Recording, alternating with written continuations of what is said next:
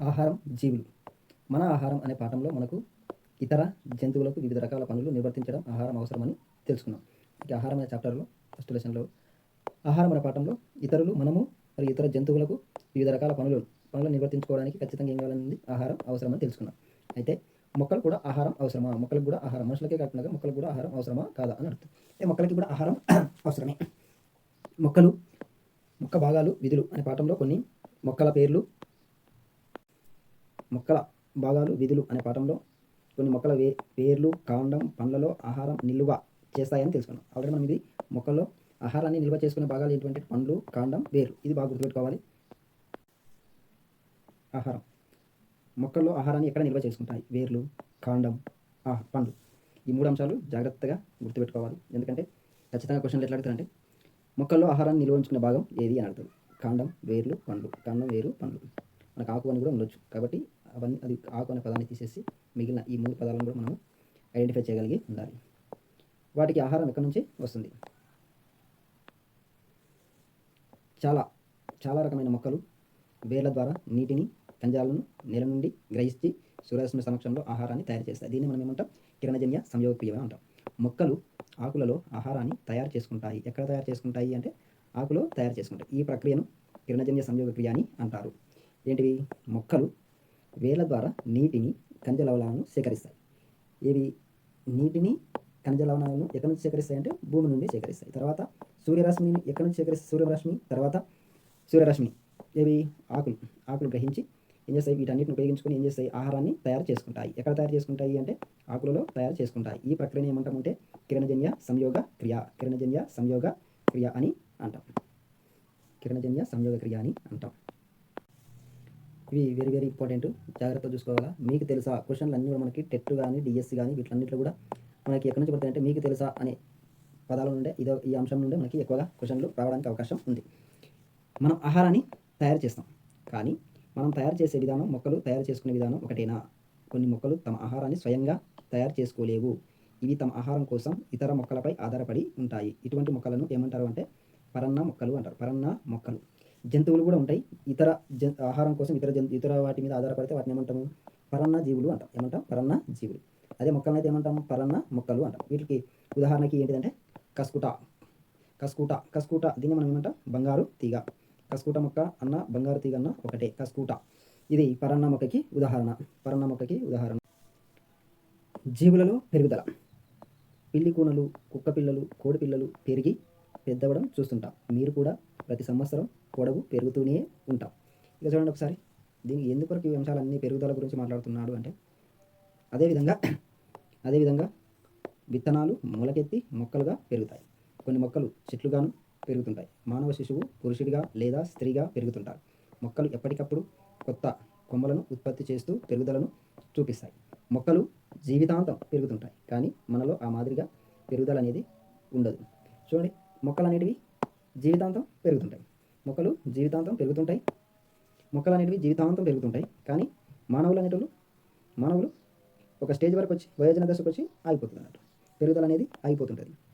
మనలో పెరుగుదల కొంత ఎత్తు వరకు, కొన్ని సంవత్సరాల వరకు మాత్రమే ఉంటుంది. అయితే మన శరీరంలో కొన్ని భాగాలు జీవితాంతం పెరుగుతూనే ఉంటాయి. అవి ఏమిటో ఆలోచించి చెప్పండి. జీవితాంతం ఏం పెరుగుతుంటాయి? గోర్లు పెరుగుతుంటాయి, తర్వాత వెంట్రుకలు పెరుగుతుంటాయి, తర్వాత ఇటువంటి అంశాలు కొన్ని అనేటివి పెరుగుతూ ఉంటాయి. తర్వాత మనం కూడా చెట్లలాగా నిరంతరం పెరుగుతూ ఉంటే ఎలా ఉంటుందో ఆలోచించి తమాషగా ఉంటుంది కదా. అంటే మనం మనుషులు కూడా చెట్లలాగా పెరిగితే ఏమైపోతుంది? అస్తవ్యస్తంగా కనిపిస్తాం చూడడానికి ఏమాత్రం కూడా. చూడండి ఇక్కడ మానవ శిశువు యొక్క అభివృద్ధి దశలు, అంటే పెరుగుదల యొక్క దశలు. ఫస్ట్ పుట్టిన శిశువు నుండి చివరి వృద్ధాప్య దశ వరకు ఇలా బొమ్మలు మనకి కనిపిస్తాయి. కొన్ని పెరుగుతాయి, కొన్ని పెరగవు. కృత్రిమ మన్నులో మనం ఏం చేసినాం? రకరకాల సజీవ అంశాల జాబితాను తయారు చేయండి అని చెప్పినాం. అవి ఎలా పెరుగుతాయి? పరిశీలన విశ్లేషించండి. పెరగని వాటిని గురించి జోడించి పట్టిక 3లో నమోదు చేయండి. చూడండి, ఒకటి ఏమని ఉంటాడా? మొక్క ఫస్ట్ విత్తనం, తర్వాత కొద్ది దశ, తర్వాత రెండవ దశ, మూడవ దశ, ఇట్లా మొక్కగా ఏర్పడడం అనేది జరిగింది. ఇక్కడ ఒక అంశం చూడండి, బిట్లు. మన నోటిలో నుంచి వచ్చే దగ్గు గంటకు 77 కిలోమీటర్లు సుమారుగా, అంటే 96.5 కిలోమీటర్ల వేగంతో ప్రయాణం చేస్తుంది. గంటకి 96.5 కిలోమీటర్ల వేగంతో ప్రయాణం చేస్తుంది. ఇది బాగా గుర్తుపెట్టుకోవాలి. మన నోటిలో నుంచి వచ్చే దగ్గు గంటకి 96.5 కిలోమీటర్ పర్ అవర్ వేగంతో బయటికి వస్తుంది. అదేవిధంగా ఇంతకుముందు కూడా ఒకటి, అది కుషాన్ బ్రిడ్జ్ ఎంత 164.5 కిలోమీటర్లు 164.5 కిలోమీటర్ల వంతెన ఉందని చెప్పినాం. ఇది సజీవులు నిర్జీవుల గురించి ఈ అంశాలు. ఒకసారి ఈ పట్టికను తయారు చేయండి. కొంతకాలం పెరుగుతుంది ఏది, కోడి. ఇంకా కోడి, కుక్క, మానవుడు ఇవంతా కూడా కొంతకాలం పెరిగే జీవులు. జీవితాంతం పెరిగేటివి ఏంటివి, మొక్కలు. జీవితాంతం పెరిగేటివి మొక్కలు. అసలే పెరగవు ఏంటివి, రాయి అనేటివి. ఏంటివి అన్నీ కూడా నిర్జీవులు అనేటివి అసలుకే పెరగవు. సజీవులు అన్ని జీవితాంతం పెరుగుతాయా, జీవితాంతం పెరగవు. సజీవులు అనేటివి అన్ని జీవులు కూడా జీవితాంతం పెరగాల్సిన అవసరం లేదు. కొంతకాలం పెరుగుతాయి, కొన్ని జీవితాంతం పెరుగుతాయి. పై పట్టికలో అస్సలు జరగదు అనే గడి నుంచి ఏదైనా ఒక ఎంపికను చేయండి. అది దానికి ఆహారం అవసరం, దీనికి ఆహారం అవసరం లేదు. అసలే జరగదు అన్నప్పుడు అవి ఏమని చెప్పినా మనము, నిర్జీవులు అని చెప్పినాం. డైరెక్ట్గా మనం ఏం రాయొచ్చు, నిర్జీవులు అని రాయొచ్చు.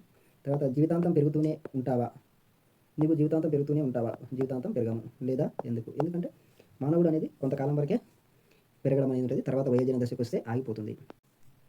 చెట్లు మన మాదిరిగా పెరిగితే ఎట్లా కనబడతాం, మనం కూడా చెట్ల మాదిరిగా పెరిగితే ఎట్లా కనబడతాం ఆలోచించడానికి గమ్మత్తుగా అనిపిస్తుంది. లిల్లీపుట్, డేవిడ్, గొలియత్ కథలు విన్నారా? లిల్లీపుట్, డేవిడ్, గొలియత్ ఈ 2 కథలు వినలేదు. కానీ ఈ గొలియత్ అనేది ఎవరు,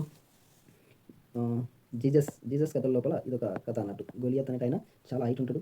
ఒక చిన్న పిల్లవాడితోన డేవిడ్ అండ్ గొలియత్. డేవిడ్ అనేట ఆయన చిన్న పిల్లవాడు, పశువుల కాపరి. తర్వాత గొలియత్ అనేట ఆయన హైట్ ఉంటాడు, బలవంతుడు. ఈయనకి యుద్ధం జరుగుతుంది. అప్పుడు ఈ గొలియత్ అనేట ఆయన ఓడిపోవడం జరుగుతుంది. ఇది దాని యొక్క కథ.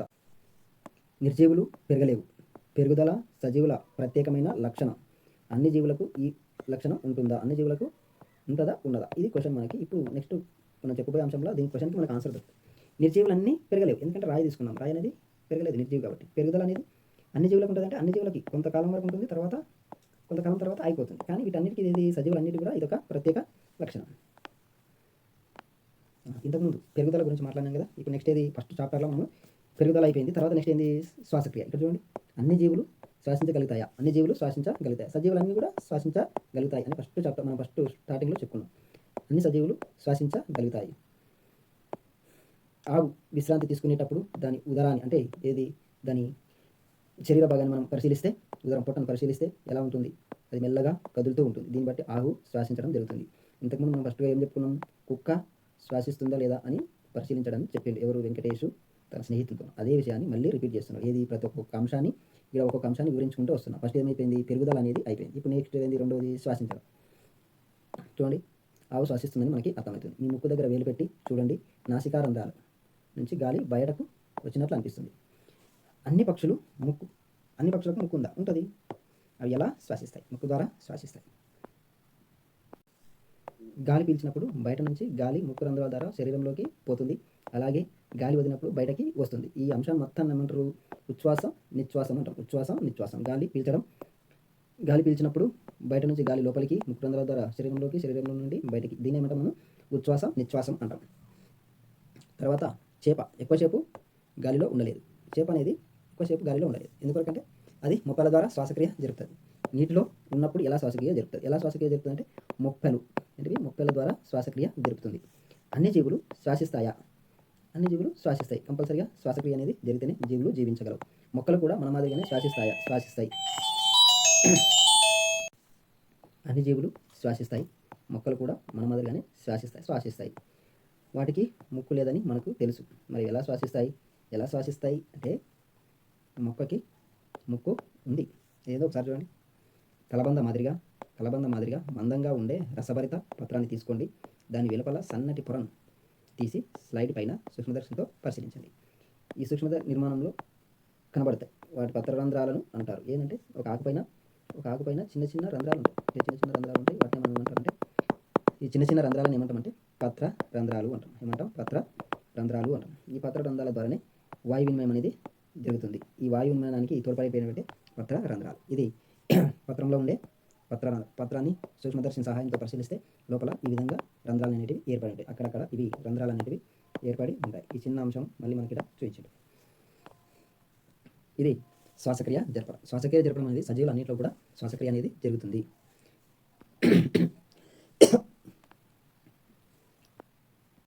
తర్వాత అన్ని జీవులు వ్యర్థాలను విసర్జిస్తాయా? ఇదేంటి విసర్జన వ్యవస్థ.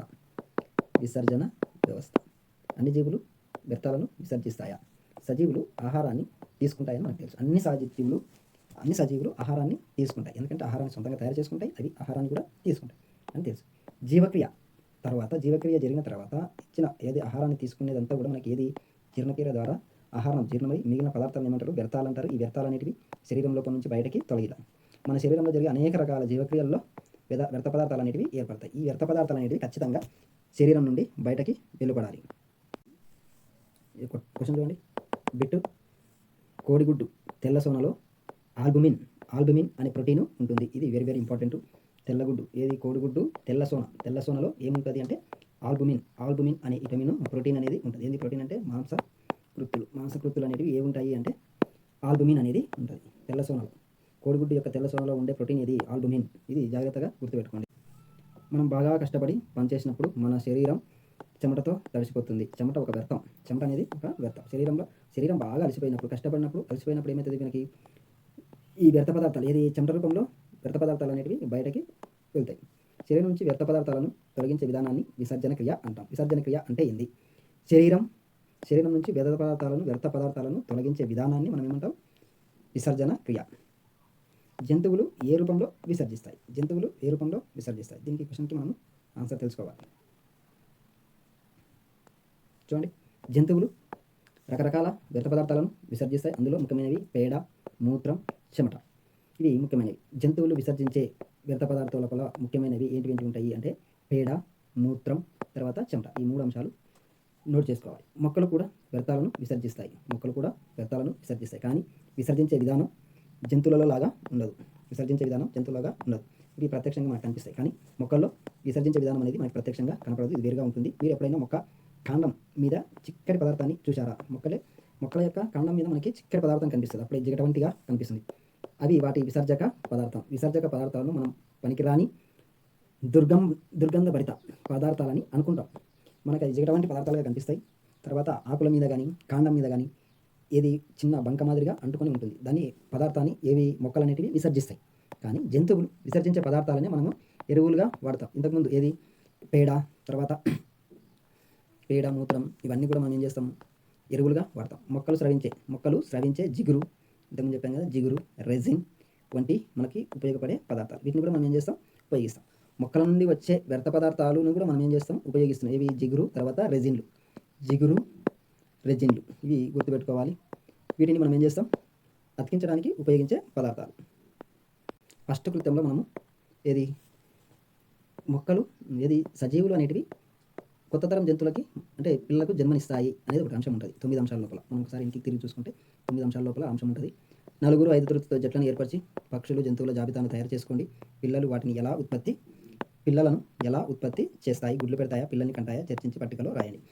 ఈ క్వశ్చన్లకి ఆన్సర్లు ఏంటివంటే సజీవులు అనేటివి కొన్ని జంతువులు గుడ్లు పెడతాయి, కొన్ని జంతువులు నేరుగా పిల్లల్ని కంటాయి. ఇవి గుడ్లు పెట్టే వాటిని, తర్వాత పిల్లల్ని కనే వాటిని. వీటన్నిటి అంశాల గురించి మనకి ఏదంటే 8th క్లాస్లో ఉంటుంది. ఈ తర్వాత చదువుకోవచ్చు.